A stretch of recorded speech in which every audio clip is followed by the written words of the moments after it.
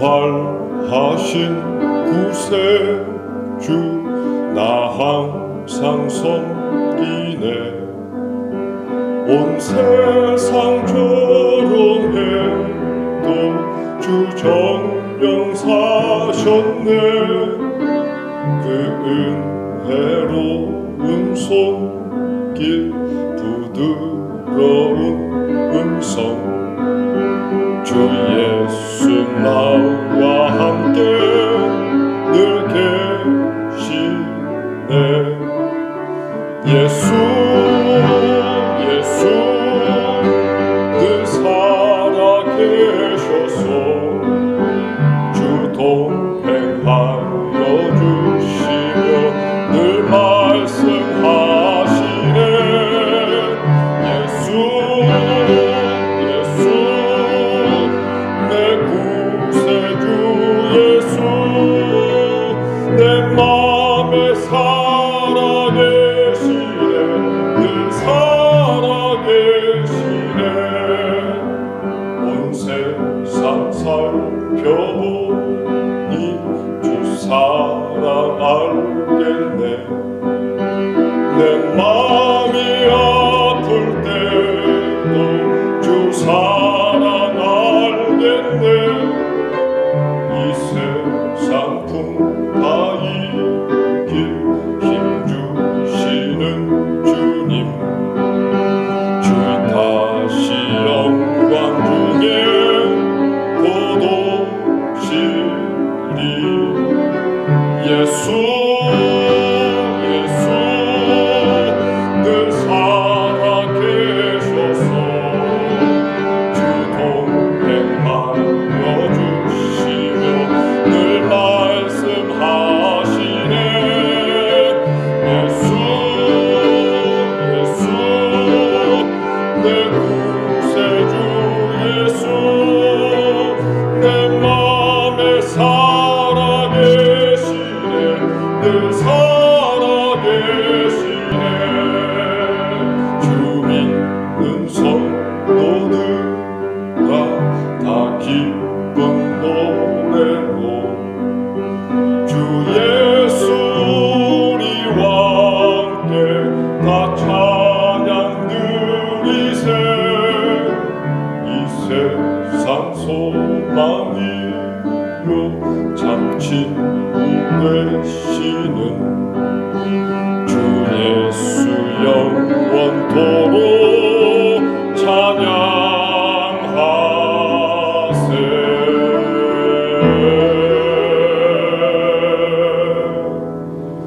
예수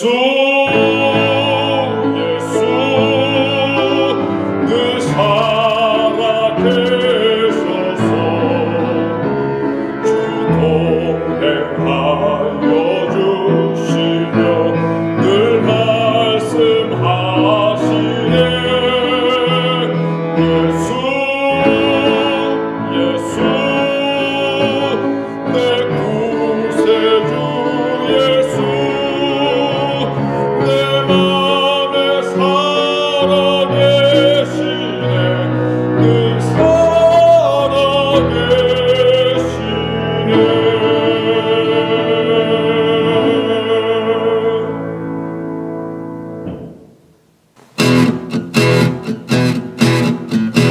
그는 여기 계시지 않아요. 그대 지금 서 있는 곳에 무덤 문은 활짝 열리고 절망의 병 무너졌으니 이곳에는 계시지 않아요. 그대 지금 서 있는 곳에 무덤 속에 갇힌 그대는 절망 속에 갇힌 그대는 갈릴리로 가요. 점점 그를 만날 수 있으니 빈투성이 상처 그대로 다시 사신 주님을. 그는 여기 계시지 않아요. 그대 지금 서 있는 곳에 무덤 속에 갇힌 그대는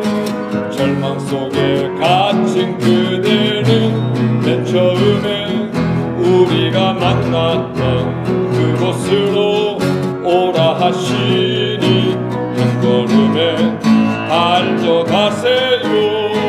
바람 따라 햇살 날리며 갈릴리로 가요.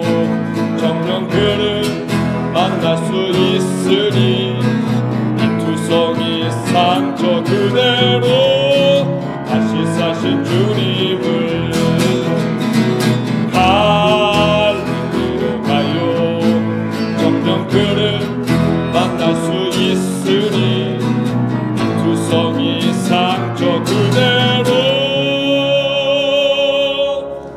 다시 사신 주님을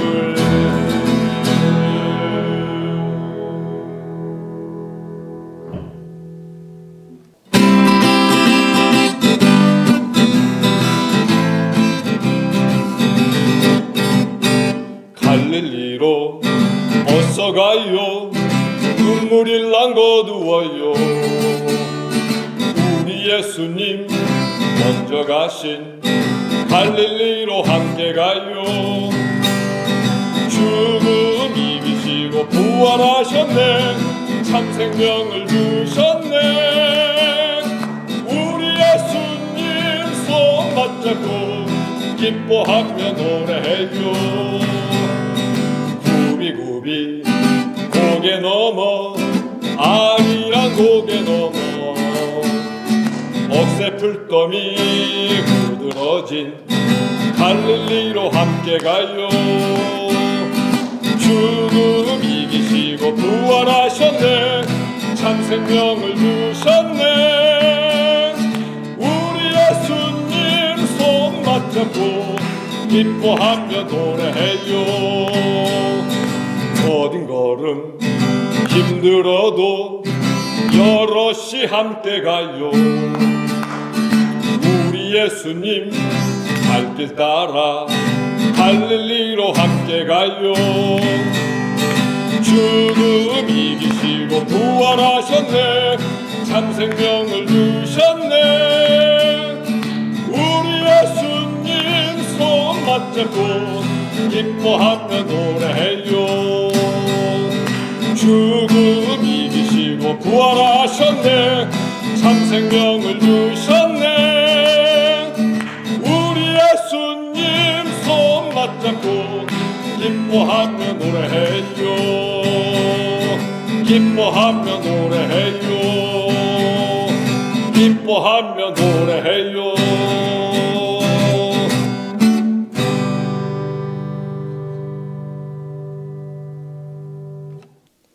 산의 눈물, 김은영.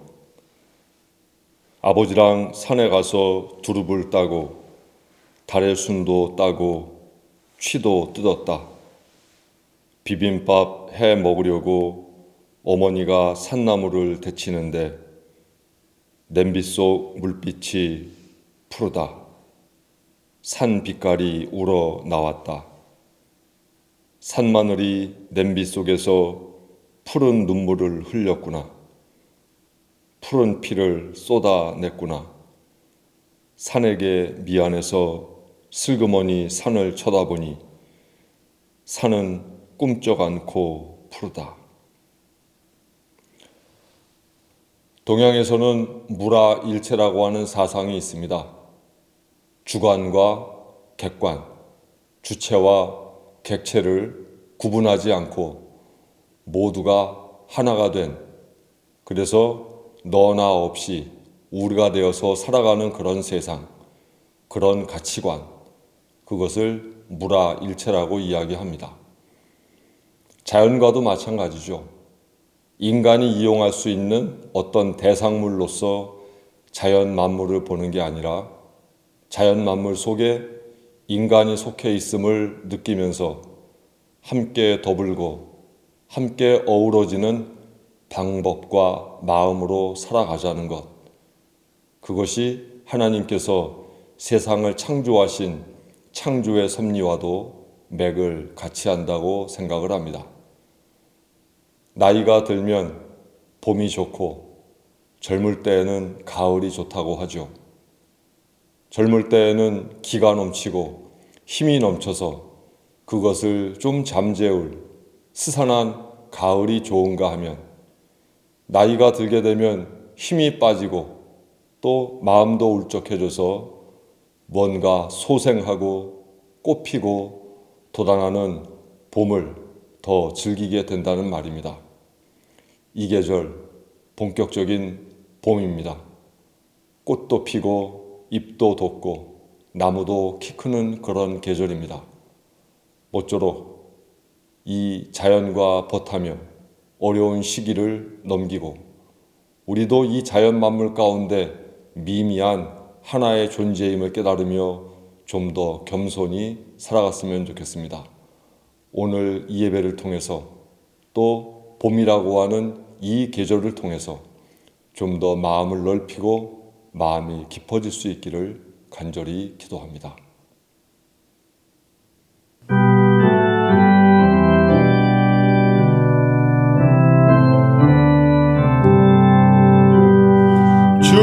즐겁도다 이날 세세의 할 말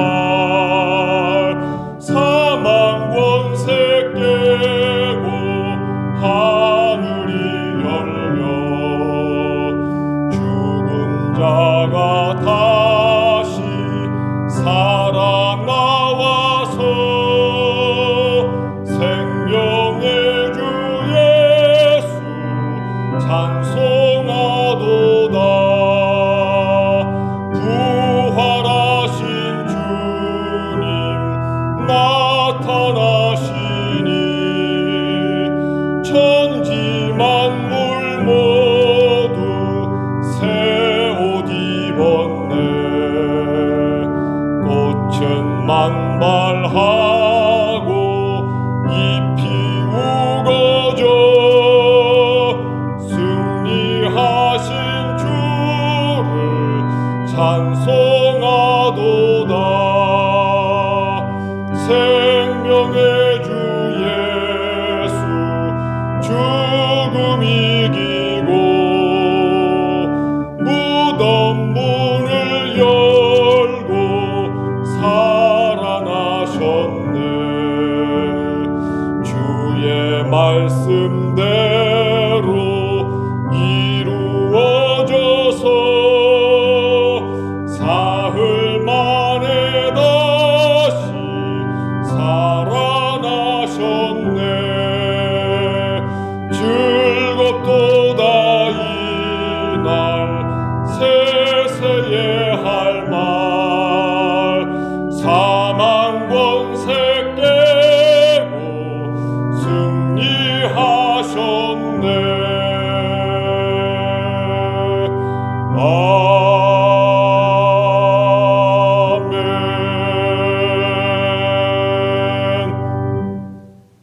하나님, 십자가에 달려 숨 거두신 후 죽음의 힘 이겨내고 예수 그리스도 부활하신 오늘, 그리고 하늘 점점 맑고 밝아진다는 청명인 오늘, 신앙의 가족들 한 마음으로 하나님께 예배합니다. 어느 때와 비교할 수 없을 만큼 침울하고 무기력함에 맹놓은 저희에게 부활의 힘 다시 깨우쳐 주시니 참 고맙습니다. 여호와는 나의 목자시니 내게 부족함 없도다 하신 그 말씀, 세상 끝날까지 함께 해주신다는 그 말씀, 마지막 남은 및 힘입니다. 부활의 능력으로 꺼지지 않을 소망 주소서. 하나님, 이대로라면 미얀마가 곧 피바다가 될 것이라는 UN 미얀마 특사의 전언 섬뜩합니다. 인간으로서 기본적인 삶과 자유 갈구하는 미얀마 국민들의 고통 불쌍히 여겨 주소서. 자국의 이익 계산하며 어린이들, 청년들의 피 맺힌 호소와 절규에도 미동 않고 무지한 총질에 수백 명 희생되었어도 행동하지 않는 모든 나라들, 이제 서로 연대하여 미얀마에 평화의 꽃 선물하게 하소서. 이 시대의 무지함도 용서하소서. 본래 하나님의 소유인 땅과 집에 골몰하여 최고 우선순위 삼고 공생, 상생의 가치 걷어내차는 정치와 오도된 사회에 휩쓸리지 않게 하소서. 먼지 없는 맑은 하늘, 일렁이는 강물, 흐드러지게 핀 냉이와 꽃다지 꽃들, 아침 깨우는 새들의 가벼운 지저귀만으로도 감사한 마음으로 기분 좋은 하루 열고 맺게 하소서. 모든 일에 감사하라 가르쳐 주신 예수 그리스도의 이름으로 기도합니다. 아멘.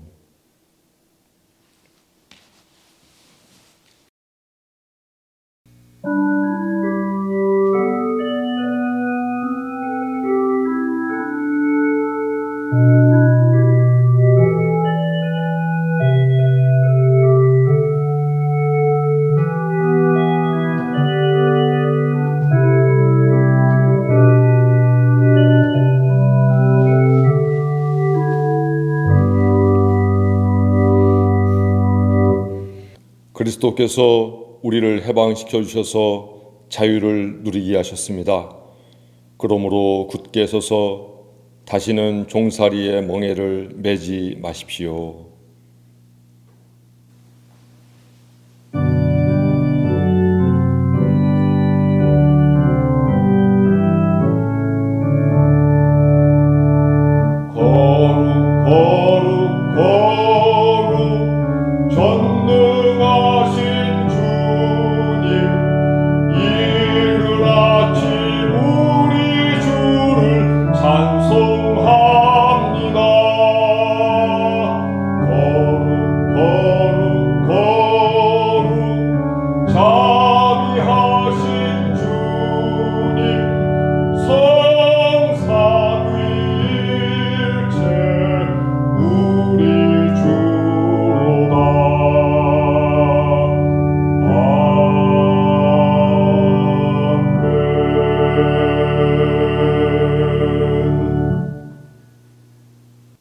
오늘 하나님 말씀 마가복음 16장 1절부터 8절에 있는 말씀입니다. 안식일이 지남에 막달라 마리아와 야고보의 어머니 마리아와 또 살로메가 가서 예수께 바르기 위하여 향품을 사다 두었다가 안식 후 첫날 매우 일찍이 해 돋을 때에 그 무덤으로 가며 서로 말하되 누가 우리를 위하여 무덤 문에서 돌을 굴려주리요 하더니 눈을 들어본즉 벌써 돌이 굴려져 있는데 그 돌이 심히 크더라. 무덤에 들어가서 흰 옷을 입은 한 청년이 우편에 앉은 것을 보고 놀라매 청년이 이르되 놀라지 말라. 너희가 십자가에 못 박히신 나사렛 예수를 찾는구나. 그가 살아나셨고 여기 계시지 아니하니라. 보라, 그를 두었던 곳이니라. 가서 그의 제자들과 베드로에게 이르기를 예수께서 너희보다 먼저 갈릴리로 가시나니 전에 너희에게 말씀하신 대로 너희가 거기서 배우리라 하라 하는지라. 여자들이 몹시 놀라 떨며 나와 무덤에서 도망하고 무서워하여 아무에게 아무 말도 하지 못하더라. 아멘.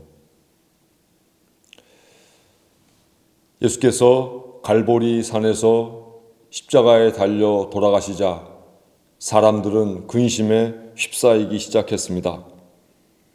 왜냐하면 그들에게는 이제껏 아무런 희망도 없었고 늘 압제와 억눌림, 가난과 고통 가운데서만 살았었는데 예수 그리스도를 통하여 새로운 하늘의 가르침을 듣게 되었고 그분을 통해서 새로 살아갈 힘을 얻게 되었기 때문입니다. 하지만 예수께서 돌아가시고 그분의 부재로 인하여 그들은 근심에 휩싸이고 앞으로 살아갈 일에 대해서 염려를 하기 시작했습니다. 그 누구도 예수 그리스도를 대신할 수 없다는 사실을 그들은 잘 알고 있었기 때문입니다. 하지만 예수께서 죽으시고 무덤에 매장되셨을 때 예수의 무덤을 찾은 여인들이 있었습니다. 우리가 잘 아는 막달라 마리아와 야고보의 어머니 마리아와 살로메가 그 주인공입니다. 그들은 향품을 사서 무덤으로 향하고 있었습니다. 그러면서 서로 간에 얘기를 주고받았는데 이스라엘의 무덤은 동굴에 시신을 안치하고 큰 돌로 그 입구를 막는 방식입니다. 해서 이 여인들은 그 큰 육중한 돌문을 누가 굴려낼 수 있을까에 대해서 염려하기 시작했습니다. 그런데 막상 무덤에 도착하자 무덤 문이 열려 있었습니다. 그래서 의아한 마음으로 이 여인들은 그 무덤 속에 들어갔는데 그때 다시 한번 놀라게 됩니다. 예수께서 누우셨던 오른편에 어떤 젊은 청년이 앉아 있었기 때문입니다. 그때 이 청년은 여인들에게 말합니다. 놀라지 말라. 너희들이 나사렛 예수를 찾는구나. 그는 여기 계시지 않고 살아나셨느니라 말씀합니다. 우리가 잘 아는 대로 이 청년은 바로 천사였습니다. 그리고 다시 말을 이어갑니다. 제자들에게 가서 예수께서 갈릴리로 가실 것이니 그곳에서 예수 그리스도를 배울 수 있을 거라고 이야기해 줍니다. 여자들은 너무 놀라서 그 무덤에서 도망쳐 나왔습니다. 그리고 무서워서 누구에게도 아무 말도 할 수가 없었습니다. 오늘 이 말씀이 우리가 읽은 본문의 전체적인 내용입니다. 성경은 이 세 여인들을 증인으로 삼고 예수께서 누우셨던 동굴이 비었다, 즉 빈 무덤을 증거로 삼고 해서 예수 그리스도의 부활을 확실시하고 있습니다.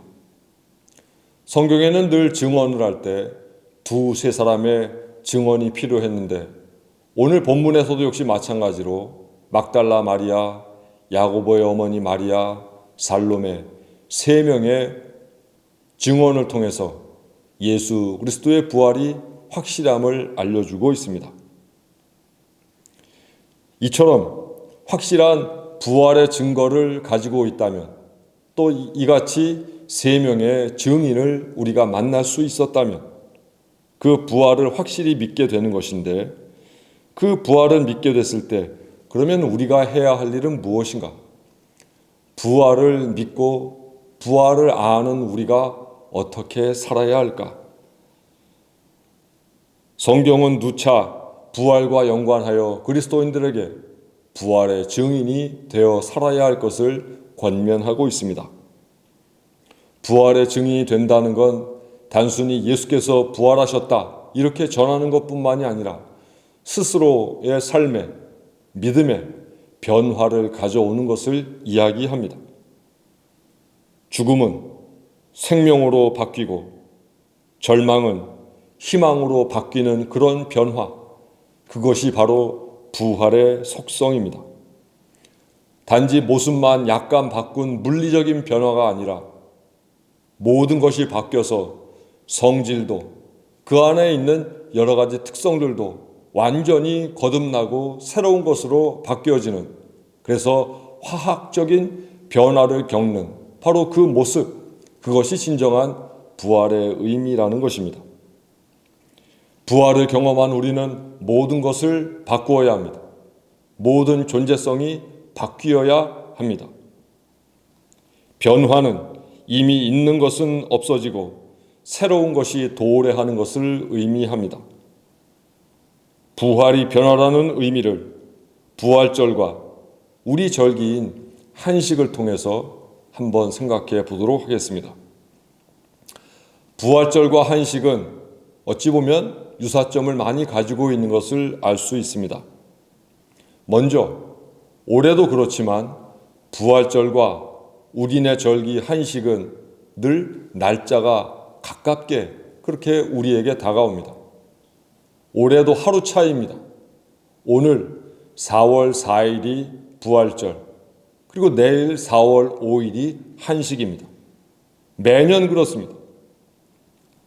둘째, 부활절과 한식 모두 불과 연관되어 있다라고 하는 것이죠. 요한복음 21장에 보면 부활하신 예수께서는 당신 손수 숯불을 피우시고 그 불에 물고기를 구워서 시장한 제자들을 먹이셨습니다. 부활하신 예수께서 불을 피우셨다는 말입니다. 동서양 것 없이 불과 연관해서 동일한 문화가 있습니다. 즉, 집에서 썼던 묵은 불은 그 기운을 다했다고 생각하여 새로운 기운을 불어넣는 불을 새로 일으키고 이것을 개화풍습이라고 하는데, 그러므로 해서 집과 가정의 기운을 돋운다는 그런 문화가 있습니다. 중국에서도 일찍이 주나라 때서부터 불을 모두 꺼뜨리고 사흘 동안 불을 피우지 못하게 하는 습속이 있었습니다. 불을 모두 꺼뜨린다는 얘기는 묵은 불, 기운이 다한 불은 모두 이제는 사그라뜨리고 새로운 불을 내므로 해서 그 불로 인하여 나라의 기운을 돋운다는 의미를 갖고 있습니다. 그 불이 시골 저 외진 구석까지 당도하는 시기가 사흘. 그래서 이 사흘 동안 사람들은 불을 피울 수 없었고 찬 밥을 먹어야 했기에, 그래서 이 절기를 한식이라고도 하고 또 냉자를 써서 냉절이라고 말하기도 합니다. 우리나라에서도 한식은 설, 단오, 추석과 함께 4대 명절에 속합니다. 옛날 황실에서 한식 때가 되면 버드나무 가지를 꺾어서 거기에 불을 붙이고 그리고 그 불을 각 관청에 내려보내게 됩니다. 그리고 각 관청에서는 여염집에 그 불을 모두 나누어 주게 됩니다. 즉 일반 가정집에서는 왕실에서 붙인 새 불이 당도하기까지 모든 불을 끄고 찬 밥을 먹어야만 했습니다. 특히 이렇게 새로운 불을 붙일 때 버드나무 가지를 사용한 것은 버드나무가 워낙 생명력이 강한 식물이기 때문입니다. 우리도 잘 아는 것처럼 버드나무는 가지를 꺾어서 아무 땅에다 꽂아 놓아도 뿌리가 내려지고 얼마 안 있으면 잎도 돋게 됩니다. 즉 버드나무가 가지고 있는 정화, 재탄생, 그리고 풍요로운 출산에 대한 의미를 버드나무 가지에 불을 붙여서 나라에 그리고 각 가정에 나누어 주고자 함이었음을 알 수 있습니다. 이것이 동양에서 불과 연관하여 가지고 있는 문화였습니다. 그런데 이와 유사하게 우리 그리스도교 전통에서도 교회에서 부활절이 되면 교회에서 불을 붙여다가 집에 있는 모든 불을 끄고 다시금 아궁이와 제단에 붙이는 문화가 있습니다. 마치 한식 때 왕실에서 새불을 일으키는 것처럼 부활절이 되면 그리스도인들은 교회에서 불을 붙여다가 각 가정에 새 불로 다시금 일으켰다는 이야기입니다. 묵은 불에서 새 불로 갈고 기운을 돋운다는 의미에서 한식과 부활절은 그렇게 문화적으로 깊은 연관성을 갖게 됩니다. 여하간 부활이란 새로운 불로 기운을 다한 내 인생에 불을 지피는 날입니다. 꺼져버린 것만 같은, 그래서 어쩌면 무기력해진 우리 인생에 부활절, 부활하신 주님의 불을 다시금 당김으로 하여 내 인생과 내 신앙을 다시금 활활 타오르게 만들자는 것, 그것이 이 부활주일의 진정한 의미입니다. 불은 부활하신 그리스도요, 우리를 구원하신 예수 그리스도이십니다. 그분이 새로운 불이 되셔서 우리 인생에 새 기운을 북돋는 그런 불꽃이 되어 주셨습니다. 예수 그리스도의 부활을 믿는다면 이제는 우리가 부활해야 합니다. 그 부활 정신에 철저하게 걸맞게 살아가야 합니다. 예수께서는 부활하셨는데 나는 여전히 부활 정신에 기대어 살지 못하고 있다면 예수님의 부활을 부정하는 것이나 마찬가지가 됩니다. 내가 부활해야만 이 부활절이 의미가 있고 이 부활절의 주인공이 예수 그리스도와 더불어 나 자신이 될 수 있습니다. 예수 그리스도의 부활을 축하하면서 내가 부활하는 것도 역시 하나님 앞에 감사하는 날이 되어야 합니다. 부활절을 맞이하여 부활하신 그리스도 예수의 불을 당겨 삶에 불어 넣으십시오. 활기를 잃은 신앙과 삶에 부활의 새 기운을 불어 넣으십시오. 부활은 새 힘입니다. 하나님 주시는 능력입니다. 부활의 불꽃이 다시금 우리 삶에서 활활 피어오를 때 죽음의 권세도 이길 수 있고 절망의 힘도 극복해 낼 수 있습니다. 어디에 꽂아도 뿌리 내리고 새 삶을 시작하는 버드나무처럼 어디서든 언제든 부활의 힘으로 감사하고 기뻐하고 정중하며 너그러운 삶을 살아야 합니다. 오늘은 부활주일, 온 신앙의 식구들이 예수 그리스도께서 주신 부활의 불로 다시금 새 기운으로 활활 타오르는 그런 삶이 되기를 기도합니다. 모두가 부활의 불로 다시금 삶을 지피는 거룩한 절기, 부활절입니다. 기도하겠습니다. 하나님, 하루하루 의미 없이 살다 보니 지나가는 하루의 의미에도 감사할 줄 모르고 하루하루가 신선하고 새롭게 다가오지 않는 무뎌진 영성의 요즘입니다. 저희를 용서하옵소서. 다시금 부활의 새로운 기운을 저희의 삶에 불어 넣어 주옵소서. 그리스도 예수께서 피우신 그 불꽃 저희 마음속에 다시금 활활 타오르게 하옵소서. 그래서 이 삶의 위기를 겪고 있는 우리 모두에게 오늘 부활절에 받은 은혜가 다시금 힘이 되고 우리를 일으키는 새로운 능력이 되어 부활절 이후의 삶은 이전과는 다른 거듭난 삶이요 변화의 삶이 될 수 있도록 성령으로 저희를 인도하옵소서. 감사하며 예수 그리스도의 이름으로 기도합니다. 아멘. 다 같이 평화의 인사 나누시겠습니다. 부활의 힘으로 거듭난 생 살겠습니다.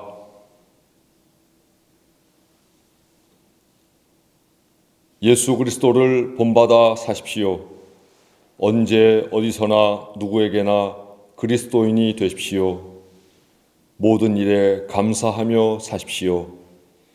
예수께서 십자가에 달리심으로써 우리 죄를 지고 대속해 주셨고 부활하심으로써 우리에게 권능을 주셨습니다. 부활의 힘으로 살아가십시오. 부활의 증인이 되십시오.